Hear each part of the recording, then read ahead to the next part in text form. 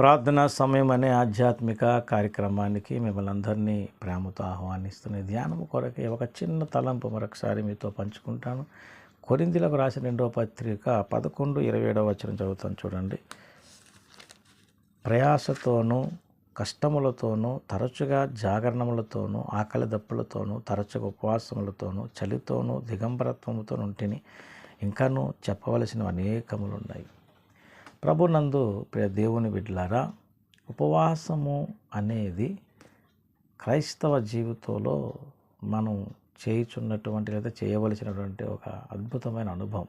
ఉపవాస ప్రార్థన అనేది అంటే మన భక్తి జీవితానికి ముఖ్యమైనది మనం చెప్పుకుంటున్నాం. అయితే ఇక్కడ పౌలు భక్తుని జీవిత అనుభవాన్ని సాక్ష్యాన్ని ఇక్కడ మనం చూస్తున్నాం. ఎందుకంటే ఈ వచనములో తరచుగా ఉపవాసంలోతో అన్నాడు. అంటే ఉపవాస ప్రార్థన అనుభవాన్ని ఇక్కడ తెలియజేస్తున్నాడు. తరచుగా దేవుని బిడ్డలారా, చాలామంది ఉపవాసాలు తరచుగా ఉండటం అనేది అలవాటు చేసుకోలేరు. రెండోది, ఉపవాసం యొక్క అనుభవాన్ని కూడా పెద్దగా చెప్పలేరు. ఉపవాసం ఉంటారు కానీ దేవునితో సమయాన్ని గడిపే విషయంలో కానీ, వాక్యాన్ని ధ్యానించుటలో కానీ, మనస్సును దేవుని మీద లగ్నం చేయటంలో కానీ, శరీరాన్ని అవసరమైన వాటిని నిర్లక్ష్యం చేయటం కానీ చాలామంది చేయలేరు. ఏమండి, ఉపవాసం ఉంటారు. ఎలాగంటే ఆహారం నిర్లక్ష్యం చేస్తారు, కానీ సమయం గడపడంలో ఫెయిల్ అయిపోతూ ఉంటారు. చాలామంది క్రైస్తవులు ఒక సాంప్రదాయకంగానో లేకపోతే ఒక అలవాటుగాను శుక్రవారం ఉపవాసం ఉండడం అలవాటు చేసుకుంటారు. కానీ వారి కార్యకలాపాలు, వారి పనిపాట్లలో ఎక్కువగా అందులోనే గడుపుతారు.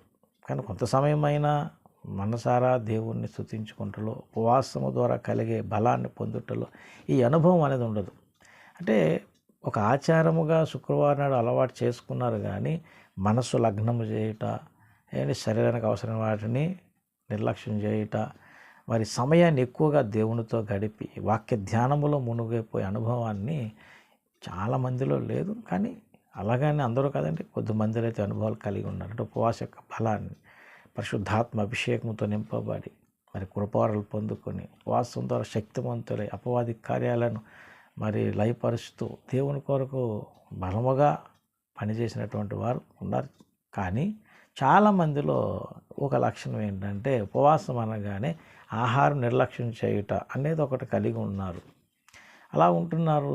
మరి వారి కార్యకలాపాల్లో ఎక్కువగా సమయం ఇస్తుంటారు. దేవునితో ఎక్కువ సమయం గడపడానికి వారికి వీలుండదు. వారు కూడా అలా ఆలోచించారు. కానీ ఉపవాస యొక్క అనుభవం ఎలా ఉండాలంటే ఆహారం నిర్లక్ష్యం చేయటమే కాకుండా మనస్సును పూర్తిగా దేవుని మీద లగ్నం చేయగలిగేటట్లు, సమయాన్ని ఎక్కువగా దేవునితో గడపగలిగేటట్లు, వాక్యమును అంటే ఆహారమును భుజించినట్లుగా ఎక్కువగా ధ్యానిస్తూ ఆ వాక్యాహారాన్ని తింటూ అంతరంగ పురుషుణ్ణి బలపరుచుకుంటూ పరిశుద్ధాత్మ అభిషేకమును పొందుకొని అలాగే దేహానికి అవసరమైన వాటిని నిర్లక్ష్యం చేస్తూ ఎక్కువగా దేవుని సన్నిధి పట్ల ఆశ కలిగి జీవించడం అనేది, ఈ అనుభవం అనేది ఉపవాస ప్రార్థన ద్వారా మనకు కలిగి ఉండాలి. కాబట్టి ఇక్కడ పౌలు భక్తుని కొన్ని అనుభవం చూస్తున్నాం తరచుగా అనేది. ఏమండి, మరి భక్తుల అనుభవాలు మనం చూస్తాం. మోషే భక్తుడైనా ఎవరైనా ఏమండి. కాబట్టి ఇక్కడ ఉపవాసము ఉండటం అనేది మనం నేర్చుకున్నాం కానీ ఉపవాస అనుభవాన్ని చాలామంది పొందలేకపోతున్నారు. ఏమండి, దేవుని సన్నిధిలో ఆత్మీయంగా వర్ధిల్లటంలో, బలం పొందుకున్నట్లో ఉపవాసము ద్వారా మరి దుష్టుని కార్యాలు లయపరచడంలో, ఉపవాసం ద్వారా దేవుని అంటే కృపలో మరి అభిషేకింపబడి దేవుని సహాయాన్ని పొందుకొని బలం పొందుకొని ముందుకు సాగుటలో చాలామంది మరి బలహీనంగానే ఉన్నారు కానీ ముందుకు సాగలేకపోతున్నారు. అయితే మరి ఎక్కువ మంది అంటే కొద్దిమంది మనం గమనించినట్లయితే ఉపవాస యొక్క ఆ అనుభవాన్ని కలిగి ఉన్నవారు ఎంతోమంది మనకు కనబడుతున్నారు.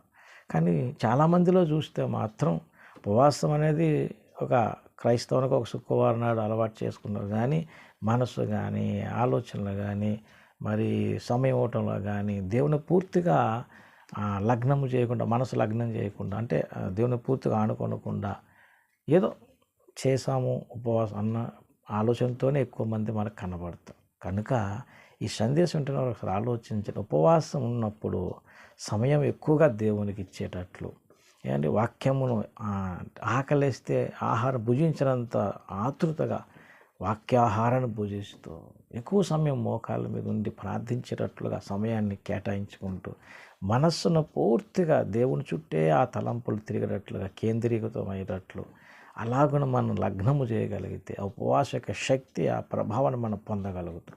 పరిశుద్ధాత్మ దేవుని అభిషేకంతో నింపబడతాము. అలాగే దుష్టుని కార్యాల మీద అధికారముతో మనం ప్రార్థన ద్వారా వాటిని బంధించగలుగుతాము, వాటిని పారద్రోలగలుగుతాం. అటువంటి అనుభవంలోనికి మనం వెళ్ళాలి. కాబట్టి ఉపవాస ప్రార్థన అనుభవాన్ని మనం పొందుకుంటే ఎంతో అద్భుతమైన దీవెనలు, అటువంటి అద్భుతమైన ఆశీర్వాదాలు మనం పొందగలుగుతాం. దేవుని నామాన్ని ఘనపరిచేటువంటి కార్యాలు చేయగలుగుతాం. కాబట్టి ఉపవాస ప్రార్థన చేయుటలో మన అనుభవం కలిగి ముందుకు సాగుదాం. కనుక ఈ సందేశంలో ఒకసారి ఆలోచించండి. భక్తులకు ఎటువంటి అనుభవం కలిగి ఉపవాసంలో ఎటువంటి గొప్ప కార్యాలు వారు చూడగలిగారు. ఉపవాస ప్రార్థన శక్తి అనుభవిస్తూ దేవుని కొరకు అలా సాక్షులుగా భూమి మీద జీవించారు. అలాగే మనమును ఉపవాస ప్రార్థన యొక్క అనుభవాన్ని పొందుకొని ప్రభు నామాన్ని ఘనపరిచేవారుగా సాక్షులుగా ఈ భూమి మీద జీవిద్దాం. దేవుడు మీకు నాకు అట్టి కృప దయచేయను గాక. ఆమేన్. ప్రార్థన చేద్దాం. పరిశుద్ధుడైన మా తండ్రి, ఉపవాస దీక్ష, ఉపవాస ప్రార్థన ఎంత గొప్పదో మరొకసారి మాట్లాడావు. ఈ ఉపవాస ప్రార్థన అనుభవాన్ని మాకు అందరికీ దయచేయమని యేసు పరిశుద్ధ నామాన్ని ప్రార్థన వేడుకుంటున్నాను తండ్రి. ఆమేన్. అందరికీ వందనములు. దేవుని దీవించి ఆశీర్వదించును గాక. ఆమేన్.